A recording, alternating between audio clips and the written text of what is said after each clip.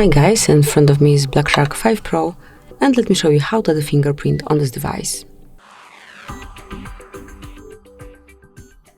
First of all, you have to open the settings. Now locate and open passwords and security, and click on fingerprint unlock.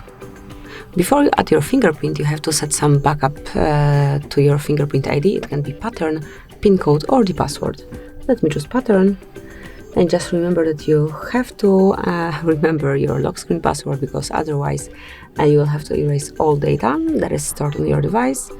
Tap on OK, and now just provide your pattern that you want to apply actually. Tap on confirm then, and now it's time to add your fingerprint. So just grab your device as you usually hold it and add your fingerprint by pressing the home button, not home button but power button, because this is where fingerprint sensor is located.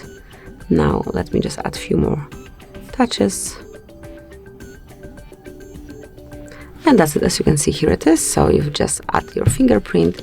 You can rename it if you wish. And tap on done. And as you can see, from now on you can unlock your device either with backup pattern or smoothly by using your fingerprint.